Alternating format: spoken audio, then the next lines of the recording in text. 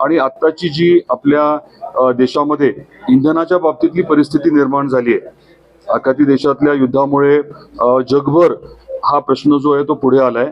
परंतु आपल्या देशात इंधनाचा विषय जो आहे तो नेहमीच थोडा अडचणीचा आहे, कारण मोठ्या प्रमाणात बाहेरनं आपल्याला परदेशातनं इंधनासाठी क्रूड ऑइल आणावं लागतं आणि परकीय चलनाचा प्रश्न जो आहे तो मोठा होत चाललाय. त्यामुळे एक पर्यायी पीक म्हणून आपण नेपियर ग्रासकडे, याला काय हत्ती गवत आणि अजून काय, तर हे हत्ती गवत आणि हे कॅटल फॉडर म्हणून जनावरांना आपण देतो. परंतु त्यापासूनच CBG बनवणं देखील शक्य आहे, कॉम्प्रेस्ड बायोगॅस. आपल्याला CNG माहिती आहे, हे CBG त्याच्यासारखंच आहे. त्यामुळे नेपियर गवताची शेती याची आता तुलना आपण ऊस उत्पादक जो शेतकरी आहे ऊसाशी करायचं आता आपण ठरवलंय. आणि जसं ऊस उत्पादक शेतकरी, ऊस आणि साखर कारखान्याचं एक नातं निर्माण झालंय, त्याच्यातनं एक आर्थिक स्थैर्य शेतकऱ्यांना मिळालंय, तसंच नेपियर ग्रासच्या शेतीतून आर्थिक स्थैर्य देण्याचं आपण नियोजन करतोय. अगदी आपल्या जिल्ह्यामध्ये प्रत्येक नगर परिषदेच्या माध्यमातून CBG प्लांट हा PPP मोडमध्ये करायचं आपण ठरवतोय. मग एकीकडे नगर परिषदेचा जो काही ओला कचरा आहे त्याच्या बरोबरीने नेपियर ग्रास आणि शेतीमधला जो काही कचरा आहे, जे काही उरलेलं असं भुसकट असतं, बाकी गोष्टी, तर हे सर्व वापरून CBG करायचं आणि मोठ्या शहरांमध्ये आपल्या जिल्ह्यातल्या पाईपलाईनने गॅस द्यायचा, असं साधारण नियोजन आहे. पण त्यातला गाभा काय आहे ते म्हणजे नेपियर ग्रास. या CBGच्या प्रकल्पाला लागणारा जो कच्चा माल आहे त्याच्यातलं एक महत्त्वाचं अंग म्हणजे हे नेपियर ग्रास असेल.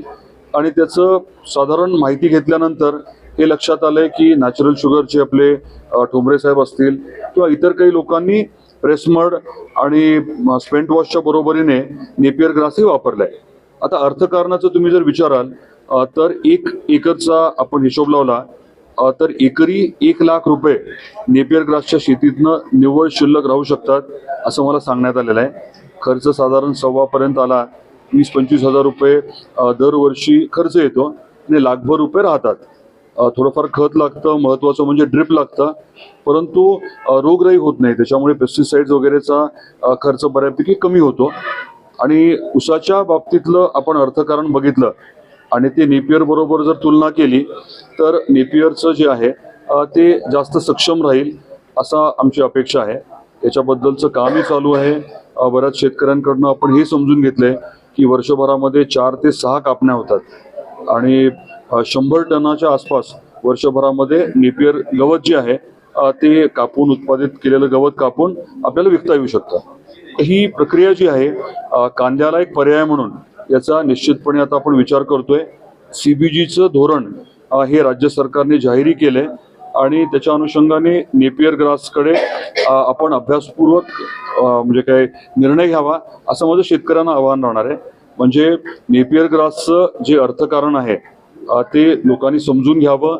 जे नेपियर ग्रासची शेती करतायत आपल्या जिल्ह्यात कळंबमध्ये आणि तुळजापूरला, नळदुर्गच्या आसपास बऱ्याच शेतकऱ्यांनी नेपियरकडे वळलेले आहेत, तर त्यांचं अर्थकारण, त्यांचा अनुभव समजून घेऊन मग त्याच्याकडे वळावं असं मी आवाहन करतो.